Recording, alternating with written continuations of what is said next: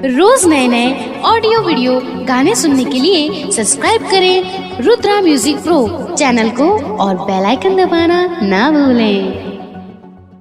जय श्री राम।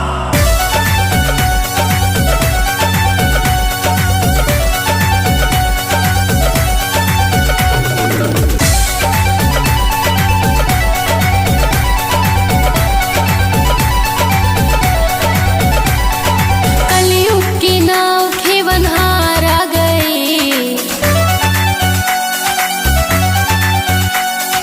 कलयुग की नाव खेवनहार आ गए, भक्तों की यही थी पुकार आ गई, त्रेता वाले फिर से श्री राम आ गए। जय श्री राम।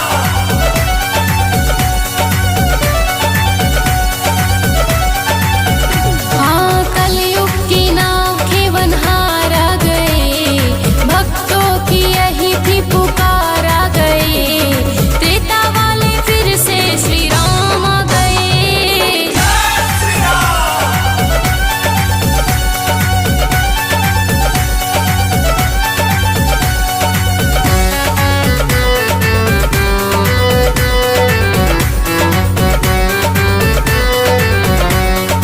पाप अत्याचार अपराध था चरम पर, आ गया था संकट भारी हिंदू के धर्म पर। पाप अत्याचार अपराध था चरम पर, आ गया था संकट भारी हिंदू के धर्म पर। दुष्ट अनाचारियों का राज था वतन पर, आ गए हैं प्रभु फिर से अपने वचन पर।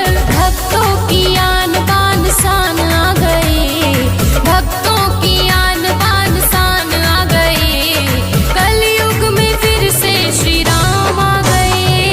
जय श्री राम।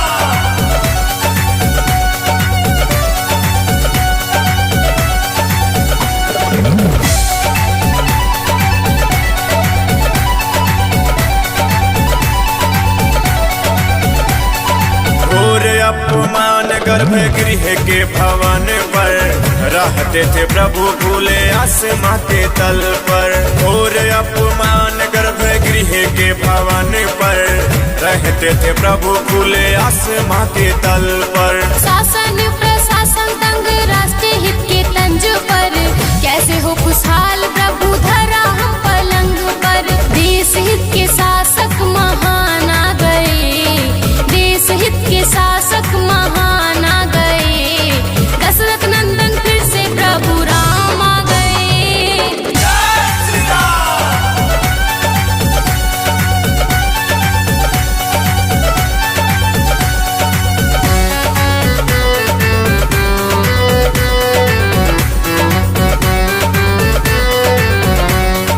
होगा निर्माण भव्य मंदिर प्रभु राम का, होगा सहयोग पूरे देश या जहान का। होगा निर्माण भव्य मंदिर प्रभु राम का, होगा सहयोग पूरे देश या जहान